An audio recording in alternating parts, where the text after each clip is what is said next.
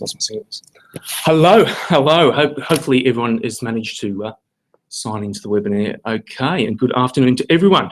Welcome to our first ever digital exchange, a series of free industry webinars brought to you by BNT and our dear friends at Big Mobile. My name's John Bastig, I'm the editor of BNT. Welcome here this afternoon. I'll be moderating this afternoon's session. And what a session we have to kick off with, titled Planning the Next 12 Months in Digital Marketing. No mean feat, I can assure you there. And who better to discuss the topic but arguably four of the brightest digital marketing minds in the land who join me this afternoon. We've got Jane Huxley, Managing Director of Pandora in Australia and New Zealand, Clive Dickens, Chief Digital Officer at Seven West Media, John Miskelly, Chief Digital Officer at Group M, and Graham Christie, CEO of Big Mobile. So big welcome to all you guys. Anyway, let's get straight into it. The first question, which anyone who signed up to the webinar would have seen this, we used this in the marketing spiel, and it said, we titled it, The Enemy of Beige. Too little critical thinking is being shared across the marketing industry, and a herd mentality is rife within digital. Oh dear. This fosters boring ideas, even worse, as well as impacting growth and innovation. I'll throw straight to Clive Dickens. Would you agree with that? I'm definitely not renowned for being a glass half empty type of person, but I think we could definitely all collaborate more and definitely be a little bit less beige. And one of the challenges at the moment, there's a lot of products being hawked around the industry to have catch-all, solve-all solution providers, and that is there is a significant amount of fear and unknown in a lot of the decision making in the industry, and I think that is a very positive environment where we're actually seeing those products. And so if I get another person that claims to have solved every single business problem I've ever had, hitting me up on LinkedIn, I'll just scream. So inside our company, what are we doing about it? Well, we're trying to actively pull together some of the industry conversations via sort of IAB and Freeview and Think TV and Free TV. And even though they aren't necessarily all traditionally viewed as digital organizations, to try and have a cohesive conversation, putting consumer first and also client first as well. Do you think that it's a problem of media as a whole? It's such a state of flux. No one knows where it'll be in 5 years' time. No one, we talk about programmatic, traditional media such as print. No one knows. So everyone's just sitting on their hands waiting for someone else to move? I think there's, on one hand, we are overwhelmed with the amount of new information available to us in any given day that can take us off course or concern us. So I think there's definitely a fear around that unknown. The economic conditions obviously remain very challenging as well. So most of the innovation involves some investment in time or money or both. So of course that is making it difficult. But also the knowledge gap is really, really material. And so having sessions like this and also other events to make sure we share. I mean, giving an example, I sit in an industry body, a couple of bodies, and people are still very nervous about sharing each other's insights. I was in a meeting this morning, I just gave the 3 numbers that the people wanted, and you can see across the room, people were going, oh, I'm not sure I'm authorized to say that. Again, well, what was going to happen if the other people decided on the spot to tell me the 3 figures I threw out? The world was not going to end. And I did it because I wanted to try and stimulate the conversation. I also wanted to know where we stood as an industry, but in that particular forum, we didn't make a lot of progress, but in the end, you've just got to decide how you make contributions to those forums. So that's why I'm here. Okay. Question for Jane. How much do you agree with that? What are the traps what traps are marketers falling into? Do you believe there is a herd mentality that's making everything boring? What's your view there? I mean, I probably would come at it from both sides. I think in one case, there is an argument for a lot of beige going on in the industry. But I also see an extraordinary amount of innovation and new conversations happening with new customers all the time that sort of lead me to believe that there's a little bit of light at the end of the tunnel. And I think we're going to kind of get onto data and some of those insights as we have this conversation that's bringing some of that to bear. But sort of to your question around, whether or not, what's going on in marketing and is it all just getting too much? I guess what I've observed is a flight away from basics. We seem to be unnecessarily complicating the industry and the business We have more specialist roles than we've ever had. We have insights coming out the wazoo. And I think that, the result of that is that we're making things really, really complicated. When you are looking at offering product to the market, whether it be advertising product or content product or physical product, there has been a real flight away from truly understanding what the problem is that you're trying to solve. And then when you understand what that problem is you're trying to solve, who are you asking to figure out whether or not you've got the answer? Are you going back to your customers again? Or are you all sitting around in a room and agreeing with each other and then bringing more specialists in to add more nuance on it? So I guess my view is that we've really moved about as far away from the basics as we need to get. We are unnecessarily complicating things and therefore making them more expensive.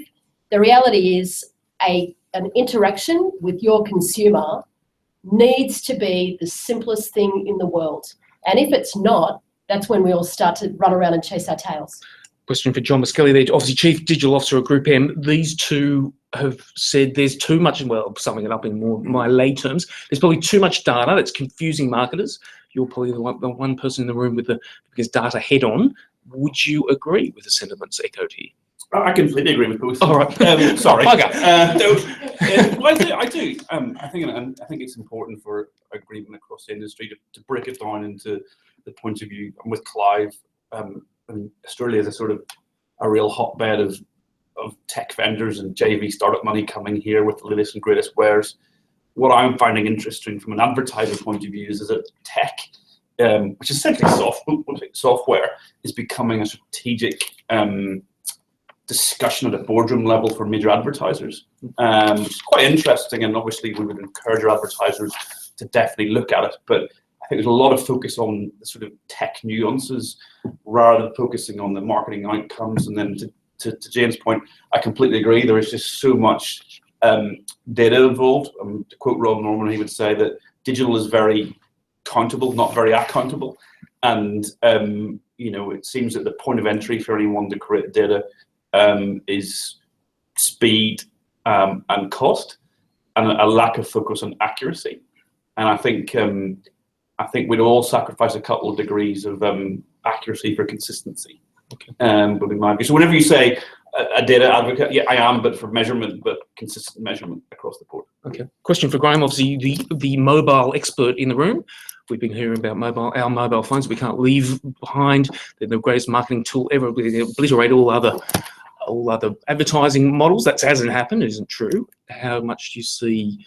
There's been a lot of hyperbole, for want of a better word, around mobile. It's not as exciting as many of its advocates have probably promised.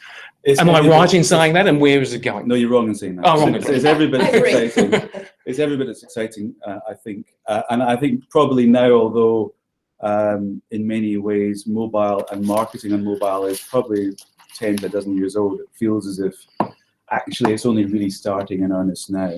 And as a mobile company, certainly we see as acutely, perhaps more acutely, really how the rush to drive efficiency into the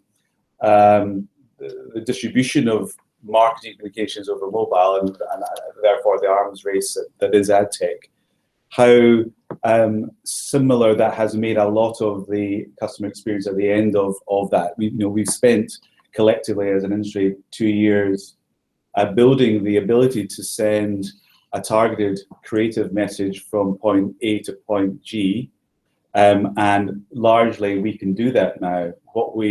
I think if we're going to avoid the beigeness and get back to what Jane's talking about, which is a focus on business outcomes, not on media outcomes, that we actually consider that infrastructure to be largely now built, and now we then turn our attention to the business of building brands properly on mobile, and that talks about craft and creativity and intelligence, rather than worrying for another 2 years about the infrastructure on which that sits on.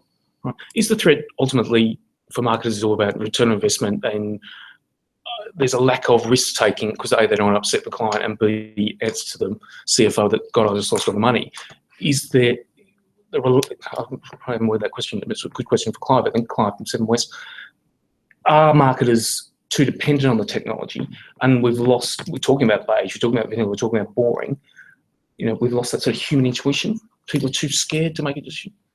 I think, well, if I look at it a slightly different way, which is the looking at the content. I mean, first of all, it is the best of time for mobile. We've all been working in mobile for a long time, and there's a little extract in that recent Steve Jobs movie that Danny Boyle made, which I'm sure wasn't a quote from Steve Jobs because it was very too modern, but effectively the power of the human brain with a computer at the end of your arm is almost unassailable. And that was allegedly his vision of the iPhone.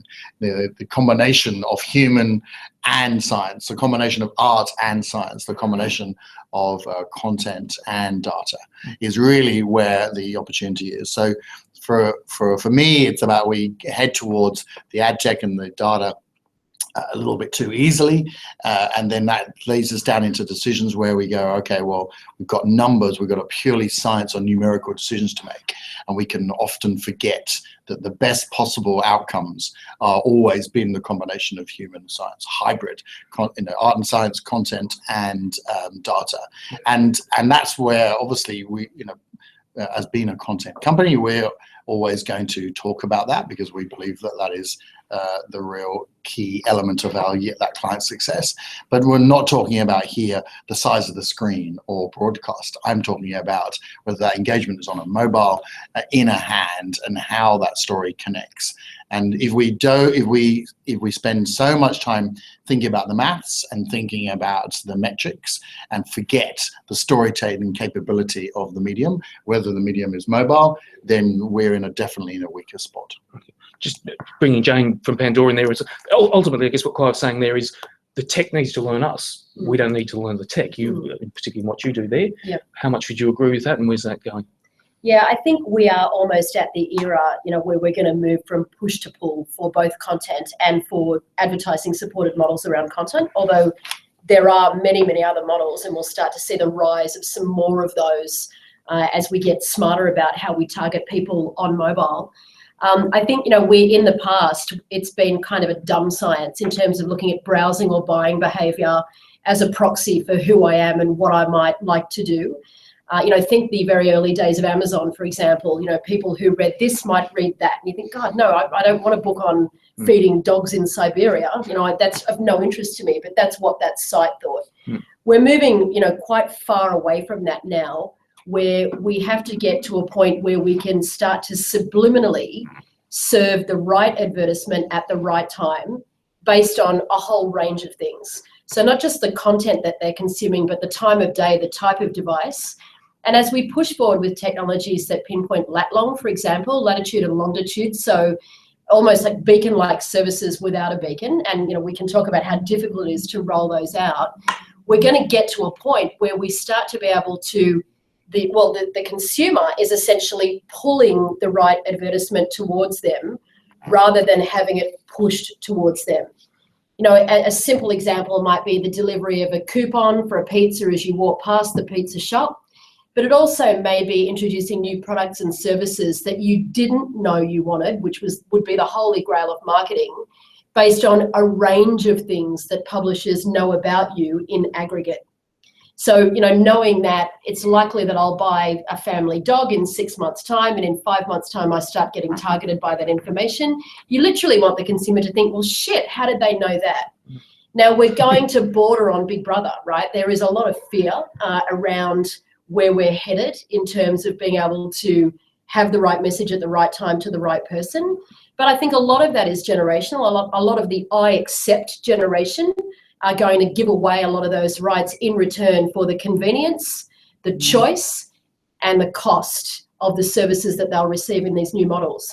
So out with the push and in with the pull, I think is where we're at right now, or on the verge of. Good point. Just to bring John Skelly in there from Group M. Just we touched on there is an old thing that we talk about targeting ads that people do want, bordering on being just downright creepy.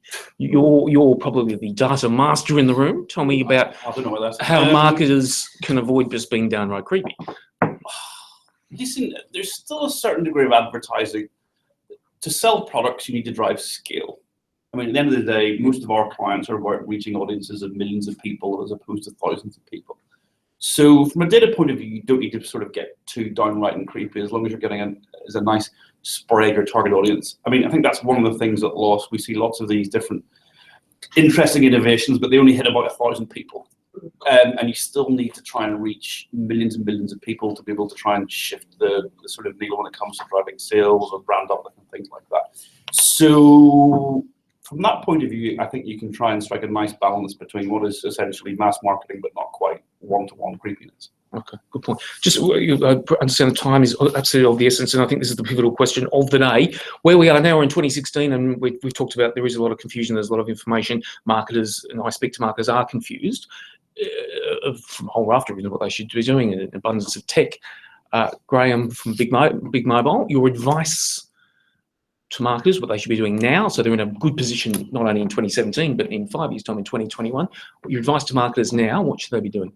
Well, I mean, I think now they should be looking genuinely about how to be different from their competitor set. Because I think if you look at most categories, most verticals, and you look at the way that most companies, the top 5 or top 10 companies, let's say the top 5 companies in each of those verticals, they're probably behaving very similar to each other. Sure, there's going to be some innovations at the edges here and there, but actually there's going to be a degree of conformity, quite a large degree of conformity. So given that we believe that the abilities to do very smart things at scale, as John is saying, now, we weren't in that position as an industry 2 or 3 years ago, but we are today. It feels as if now is the time to be taking alternative and probably bolder positions in your category in the way that marketers did 20 and 30 and 40 years ago to really make those brands in the first place, to create those brands. Now, given that infrastructure is in place, they should be adopting a more aggressive, more restless, more innovative stance around strategy development and implementation. Because a couple of years spent doing that now is probably going to help really drive momentum for the next 5 to 10 years for that brand. Okay, question to you. So, similar question, Clive. You've obviously got a strong opinion on it. Young marketers out there, perplexed, not knowing what your advice to them. If I could do one thing, what was the one thing they should be doing? I think it's really about going back to marketing 101 and actually working out what you're trying to achieve. What problem does your product solve? How do you know it's a problem, and how are you going to measure that you solve that problem, and actually not get too distracted by the myriad, hundreds, possibly thousands of solution providers who will tell you, oh, I can solve your problem for you, and just really distilling down what is it your product is attempting to do. Just on that, we do hear the term snake oil salesman panic about, and you've had strong views of this. How was it, at B&T, we get 10 new IT companies a day approaching us with their, how do you cut the wheat from the chaff or the crap from the, how do you know? Everyone's, flying their flag, singing his praises. How do you? There is no secret apart from you just have to inside our company we have a bit of a process where we try and weed out these inbounds and that's normally some very obvious techniques around just to do some cursory reading and some research into what they're selling and checking some references even before you take a call or respond to an email. But then what we'll also do is just try and take first meeting as a Skype meeting only, because that means that you can normally decide quite quickly inside 10-minute Skype call whether they're doing something. But there is in the end, there is, ever since I arrived in Sydney a couple of years ago, I became fascinated by how the Australian market is viewed by suppliers and tech providers and international inbounds, where they sort of see our overall very strong economy. I know we've had a very difficult 6 to 12 months, but overall we still are having a strong economy. And I think what happens is people just target us and they try and gouge us. I remember at SCA we laughed and said every single inbound proposal was a solution around 100 grand, and everything now at 7, everyone says it costs about $250,000. And I turn every page, oh well, surprise, everything's 100 grand or $250,000 now.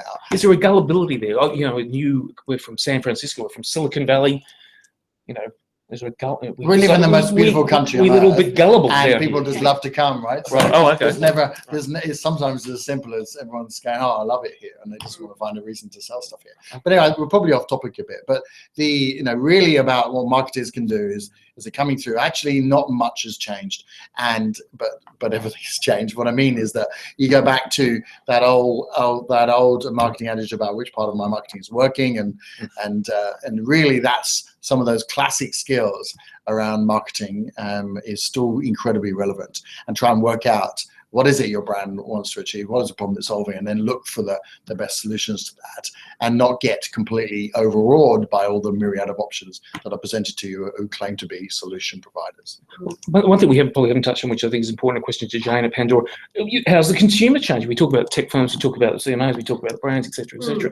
But surely, you know, where all the consumers are getting far more savvy, they can smell bullshit, for whatever other word. Yeah. You know, again, putting that context of the question of what marketers should be doing, etc., etc. How do you see that from a consumer's point of view? Extraordinarily savvy, and not unlike, you know, us in the industry more broadly, bombarded with choices, right? So much as we might like to look at, you know, various decisions we need to make and think, oh my God, what criteria do I use to select here? You know, to Clive's point, the consumers are feeling exactly the same way. Just to tie it back to the previous question, you know, one of the things that I think that the young marketers should be doing is really having a very relentless eye on the consumer.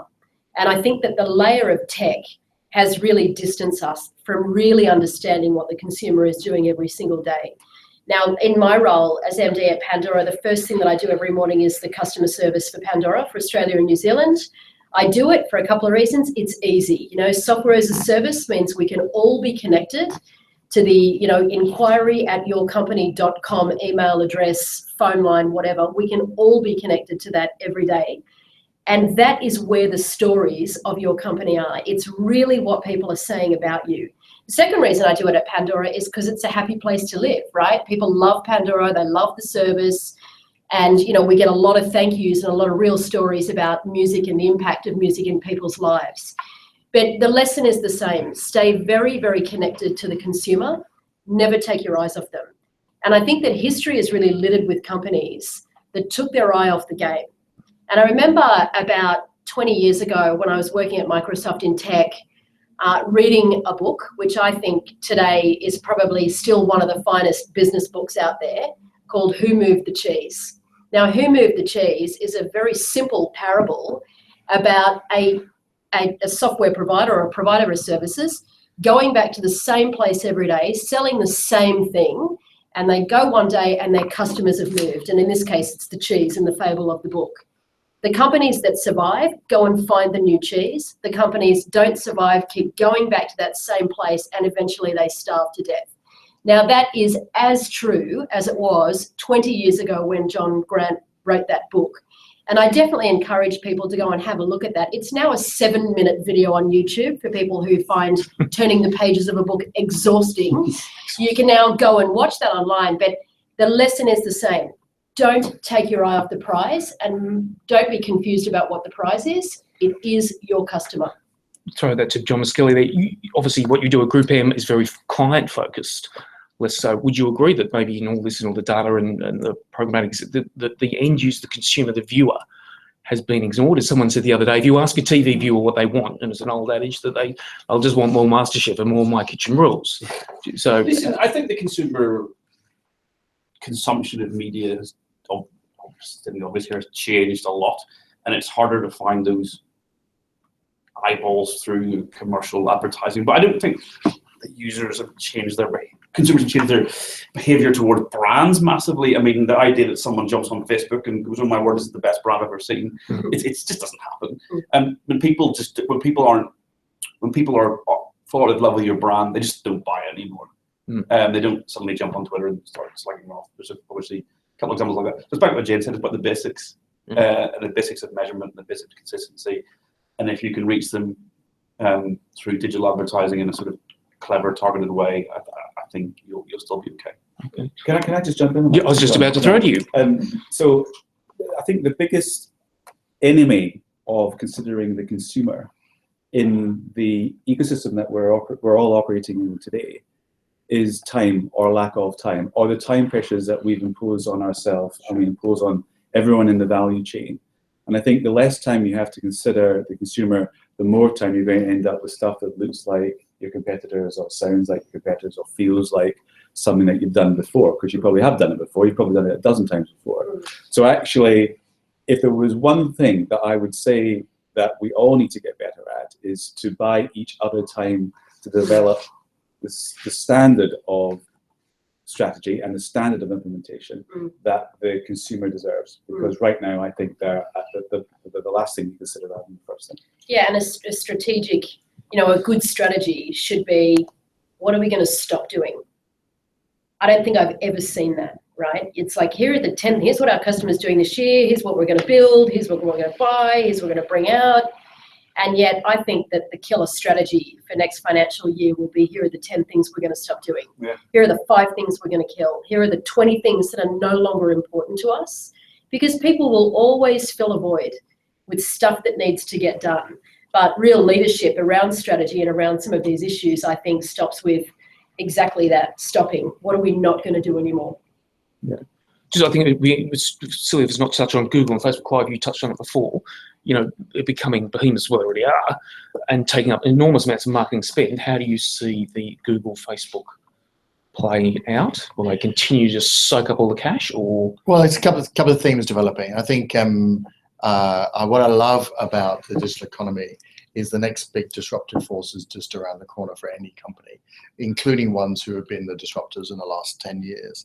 And, you take a look at Snapchat's incredible rise amongst 12 to 20-year-olds. That is amazing and is a massive threat to Facebook in terms of time on screen. So first of all, I'm not of the view that the big will just get bigger anyway. I think there will be this incredible economy we find ourselves in. It means that there is just around the corner the next set of ideas that will change. Draw your attention to a product that completely threw into my house about 3 to 6 months ago, that's starting to challenge Snapchat's dominance, which is a product called Musical.ly, which is a lip sync product. It's huge. I mean, it's a private company. It's in every single top 10 app store in the world. Most people never heard of it, and it's challenging screen time against Snapchat. And will it be a comet? Who knows? But the point is that I'm pretty confident that we will start to see disruptive forces. Second thing is about measurement. You can't mark your own scorecard. You can't mark your own exam results. And both companies need to accept, which they are now accepting, that the industry needs independent accountability around audience behavior inside those networks, particularly around video in YouTube and Facebook.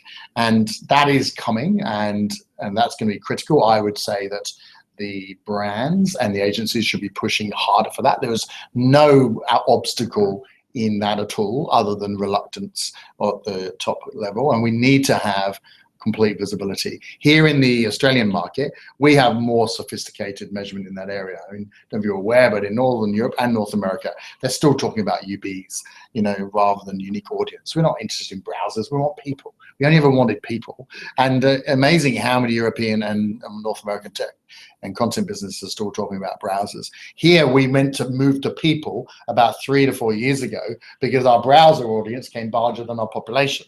And people went, hang on a second, how does that work? Because people wrongly assumed the browser was a person.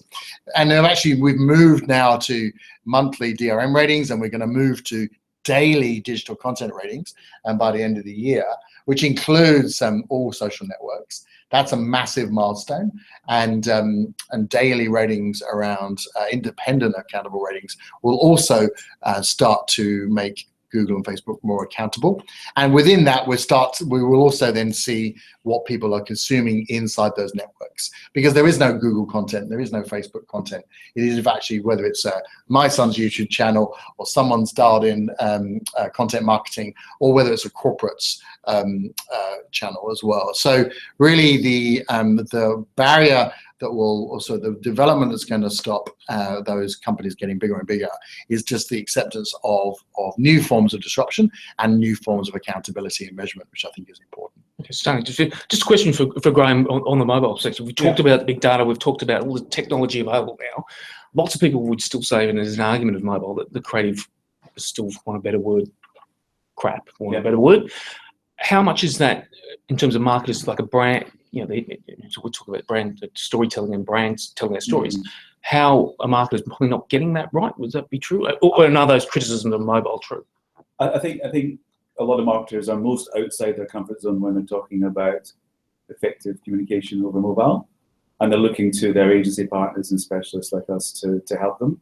So for many, the irony is to me that when they look at their own customer, their own target audience, and they're looking at their usage, digital usage, mobile plays a large role in that usage and right across the day part. So it's a centricity within their consumer space, but it's not a centricity, if you like, within the CMO department. And often mobile is I think 87% of the time, the mobile component of a campaign is started to thought about within the last 5% of that whole campaign planning space. And I think that says to me hesitancy, probably not enough talent within the CMO team, and perhaps not the right settings in terms of agency partnerships. I think how that can change is to do what, for instance, Unilever has done across the region, which is to say, take a bold stand, which is to say by 2020, mobile is going to be our #1 marketing channel, and have, from an HR and a people point of view, KPIs for every single person around mobile. And then it's no surprise that they were awarded Mobile Marketer of the Year across Asia Pacific last year, and I helped judge the Smarties, which is sort of the APAC awards, and out of 800 entries, 187 of them were from Unilever. And so you've got a company there which you would think is, well, that's a packaged goods business, it's going to take forever to change that and to get them. Actually, they've cut right across that and said, it's only going to happen if we institutionalize, if you like, a KPI setting across our entire business, and they're reaping the benefits of that. Okay. Question for you on that side. So why do you think on Facebook, 70% of Facebook spends on mobile? If you extract it to normal, why is that sort of less than 10%? Well, because I think it's just convenience. I think it's just sheer convenience, and no one used to get fired for buying IBM, and I think that's largely the point. I think it's because Facebook is opt out, whereas most mobiles opt in. That's correct. Yeah. So whenever you have to opt out of something, yeah, you barely do it. Yeah.